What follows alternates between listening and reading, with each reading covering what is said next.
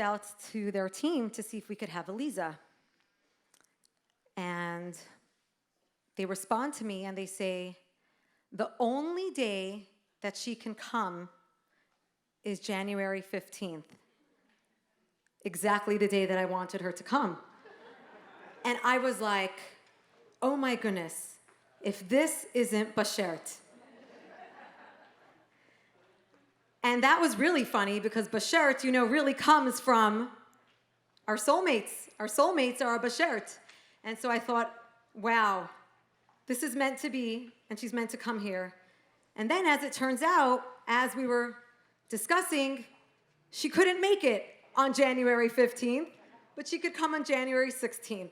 And at that point, I was already so excited about having Aleeza that I was willing to compromise a very important art for a successful marriage or any relationship. And so I said, okay, instead of it being a champagne brunch, it'll be margaritas with dessert. So I'm so glad that you're all able to be here tonight and to enjoy this really, really special experience with us. Lily, Ladies in Leadership Initiative, is really the sisterhood of the shul, and we do many really exciting and beautiful events, as you will hear from one of our chairs, Kathy Lehan. I'd like to take the opportunity to thank Kathy and Linda for really helping us put this all together. And specifically to our sponsors tonight, I actually need to look at the pamphlet, but thank you. But I definitely know Linda and Kathy, Lauren Gross, who couldn't be here. Grateful that my mother is here as one of our sponsors. Thank you to Leah Namoff, Judith Soffler, Susan Tanser, and Robin Eisman. Where are you? There you are. Thank you so much for helping us make this happen. So what really fascinated me about Aleeza, and perhaps one of my favorite things about her, is seeing an observant Jewish woman on a Netflix show. That's really incredible because I think for the majority of your viewers, they have never met an observant woman. They maybe have heard, maybe if we're lucky, and a lot of them maybe even think we still have horns. I don't know if they think that. Does that still exist? They did when I was in college. I got asked that question. I mean, that was a while ago. But I think it's so incredible to have a woman like you with your energy and your enthusiasm and your infectious laughter to be out there on the big screen for people to see what an observant woman is like. So I have to ask you how you landed this job. How did you land up at Netflix? Okay, so did anybody here hear of or watch Indian Matchmaking? Yeah, oh, okay. We can say thank you to them. For 10 years, they worked to get a show, and everybody told them nobody's going to be interested, so forget about it. And in the summer of 2020, mid-pandemic, Indian Matchmaking came out, and it was a hit. It was amazing. And the production company went to Netflix, who, they were working together, and they said, this is amazing. Let's do a season 2 and 3 of Indian Matchmaking, and hey, can we do Jewish Matchmaking also? And they're like, maybe. Go find us a Jewish matchmaker, and then we'll talk about it. And so it was because of them that we had the opportunity, and they found me actually through a matchmaker. Fancy that. One of my girlfriends, she's known as the Seattle Shadchan, Lori Young, she said she did an interview with them, and they said, oh, do you want to be this matchmaker, and you'll be on television, and we'll fly you to different cities, and you'll meet different people. It'll be so wonderful. And she said, no. They're like, no, it's amazing. It's going to be on Netflix. And she was like, call Aleeza. You're really going to like her. We've been doing webinars together. I ask her all sorts of questions. She throws things. She says them off the cuff. Just give her a call. And she calls me. She goes, pick up the phone. It's Netflix. They want to interview you. And so I went through rounds and rounds of interviews. So did all of my matchmaking colleagues. We all did. And it actually took a while. It was almost a year until I actually got a contract. Wow. Well, Mazel tov on that. Congratulations. And we're grateful. I think that all, we use the word observant. We don't like to use orthodox. We don't believe in labels for people. My husband Only says for clothing. practicing. We're just practicing our Judaism. Right. That's it. So we feel that the word observant just kind of, everyone observes Something. where they're Whatever. comfortable at. And we all observe in our own way. So it's just a little bit less divisive, I think. So I know that your show, and specifically now as you go on tour, you've gone to so many interesting places that I'm sure there was a dearth of kosher food. And we know that you are very particular to keep your body kosher, not just your kitchen and your utensils. So how did you manage that? Right, so that's actually an interesting thing, because on the show I was in places like Jackson Hole, Wyoming. Our friends. Yeah, I actually celebrated my birthday there, and there was nothing kosher, so the Rebbitzin and her daughter made me a birthday cake. Aww. Yeah, it was really, Netflix told them, please. Chabad is thoughtful like that. They're amazing, amazing. So when I was touring with them, I said, listen, I keep kosher, and you can't put me at a hotel for a week in a city with no food, and I don't know what I'm gonna do. I said, put me at an Airbnb. I need my kosher suitcase. I need pots, I need pans, I need utensils. I'm gonna kosher the kitchen. And they were like, okay. They were insanely accommodating. So I had the Aleeza clothing suitcase and then the Aleeza kosher kitchen.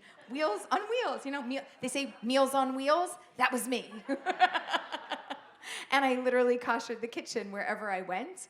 And I would go to the local supermarket and buy, whatever I could that was prepackaged that I could make that had any kosher hechsher on it.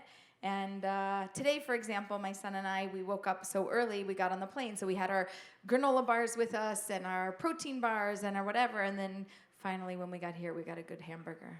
Because thank God you guys have kosher food. It's actually quite amazing how today kosher, well, really thanks to Chabad, wherever you go, there's kosher pretty much in any major city. Of course, if there's only a handful of Jewish people, it's a little bit harder to find. But even so, in a lot of these nice vacation destinations, you'll find. And kosher every supermarket has kosher food. I could go through and fill up, a cart with thousands of dollars worth of food. It's not a problem to find food. It was just, for me, it was a matter of actually having a mobile kitchen with me and not just being, in a hotel room without anything. Absolutely.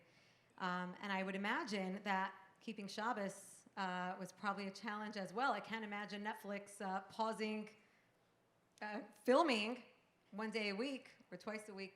So they paused for me. I told them all my rules. I was like, we don't just have Shabbos. By the way, do you know that we have a lot of Jewish holidays? Do you know how many there are on the calendar? And I was like, it's a thing. It's the night. They're like, okay, so this day, and I'm like, no, it's the Jewish day. We start at night, and then we go till the next night. And they were like, So I literally had to give them a calendar, and I said, look, Shabbos. They're like, well, what time is Shabbos? I said, what city? What month? What day? So we literally had to go through that, and then I only filmed up until no later than noon on a Friday. But in general, they said, listen, we can film B-roll on Friday, and we film when we film. If you don't want to be filmed, no problem. But we might do B-roll on Friday, on Saturday. That's the thing. I said, great. I don't roll on Shabbos. You can do whatever you want. But they were extremely respectful. It was actually, for me, I would say, refreshing and maybe even a little bit surprising to have them be so accommodating. Kosher food and Shabbos and Jewish holidays. And also, I was away from my family a lot, so I would, try to arrange things around holidays. They got me home early. For Purim, I was supposed to be filming, and I was like, I'm not filming in New York on Purim. I have to be with my kids. I need my costume, So they flew me home special early to get me there and rearrange things. They were actually very, very special. Well, that's nice to hear, especially considering that I think a lot of people are wondering about a certain Netflix show that I'm not sure if it's come out yet or is coming out, some very anti-Semitic film, very anti-Israel, that I think has a lot of us very uneasy, concerns about it. I'm wondering if you have any say, if you have any connections. So I spoke to Netflix when they were signing me and we were talking about this. My main concern was, will Jewish Matchmaking, the show, be good for the Jewish people? Yes or no? And I said, listen, I have to be honest with you guys, you don't really have such a good track record. Like, if we look at the shows that you've produced in the last 5 years, it's not necessarily positive for the Jewish people. I said, when are you going to have like a positive show? And they were like, oh, thank you for volunteering. Like, it will be your show. And I said, really? Because, it's bad if you ruin my career. It's bad if you ruin my kids' shidduchim and matchmaking prospects, right? But it's really horrible if you ruin this for the Jewish people, and I don't want to have anything to do with that. I only want this to be really, really good. So I did work very hard having these types of conversations with them over and over again and reassuring, like, this is going to be good. Like the way we can have a conversation, right? We're on camera. You splice, you cut, you paste. All of a sudden, you're laughing, and I'm going like this, and all of a sudden, it looks like a whole scene is happening here, right? And that can happen, and it's not what happened in real time. So I'm very, very, very grateful that this went the way it did. And they say, listen, we put out all kinds of content. We put out this, and we also put out that. And that's who we are, and that's what we do, because we cater to all audiences. So unfortunately, they're not going to stop doing what they're doing. But, we can fight the darkness, but I think the best way to fight it is by spreading the light.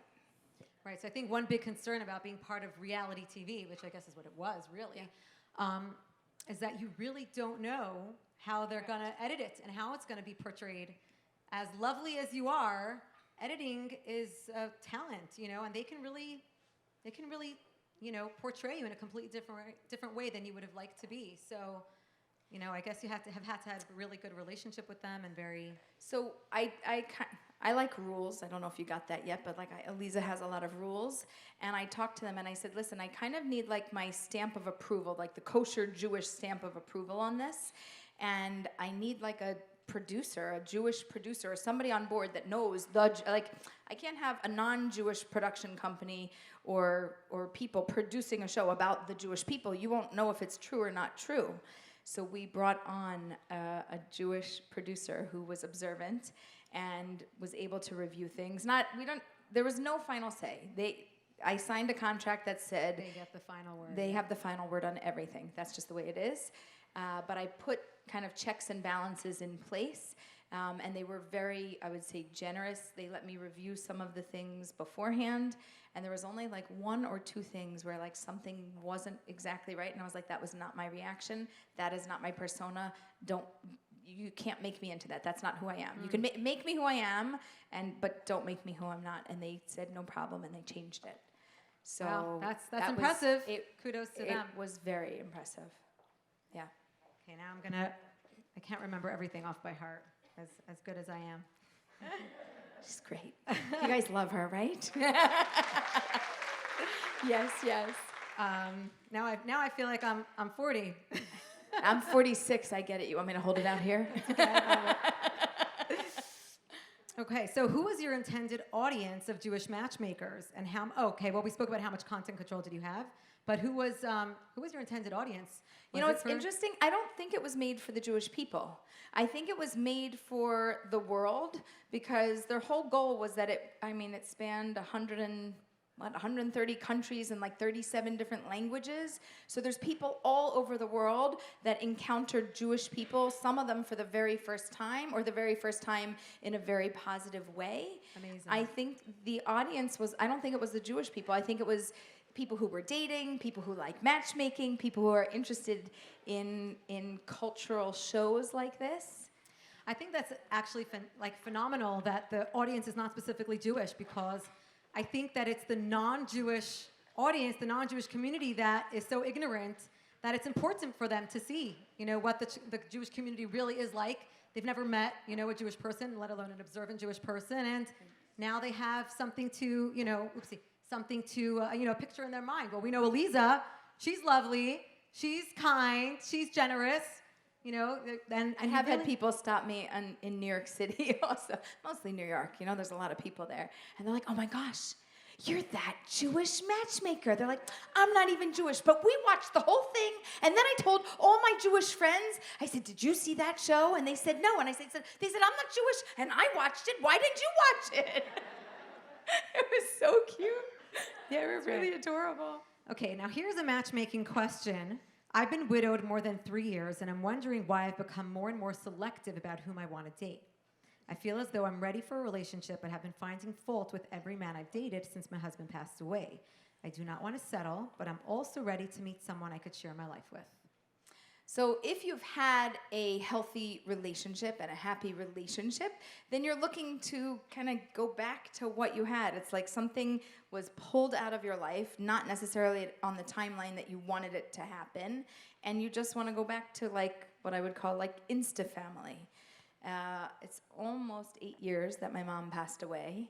And when that happened, my dad was also looking for this Insta-family.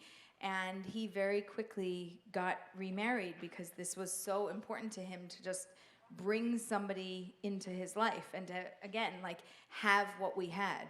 So there's this element of wanting to have that, but at the same time, I know what I had. I liked what I had. That was good. So I don't need any of that nonsense over there. Like, you know, bring me somebody really, really good. So we get a little bit picky. We have preferences, and I would say start with looking for companionship because there's many different levels of a relationship. In Judaism, under the chuppah, we have the Sheva brachas, the 7 blessings that we say. And in the last one, it goes through a whole list. Sason, Simcha, Gila, Rina, Ditza, Chedva, Ahava, Achva, Shalom, Bereut. All of these 10. And it describes, to me, different ways that you can have a relationship. And one of them is companionship. It's that we're companions. There's friendship. There's love, right? Brotherhood. There's all these different ways to interact with our spouse. So once you're coming off something really high, so we're not going to shoot for the moon on a first date. We're just going to shoot for a date on a first date. And the hope of a first date is that you get a second date. Yes, right? And the hope of a second date is? That's right, that you get a third date. So that's our goal. And I would start with just, it's not lowering your expectations, but it's coming back to the dating world instead of the married world. I'll just tell you, recently we had a client and we set her up and she started dating somebody and he went to like Insta-family. So they're on their third date and he's planning that in 3 months from now, they're gonna go to this function together, this family function. And she's like, Aleeza, he is love bombing me. He is just, this is so inappropriate. What is he doing? And I was like, he's just acting like he's married. Like he's not used to not being married, so he just went back to Insta-family, but you're just dating. And she's like, huh, oh, okay.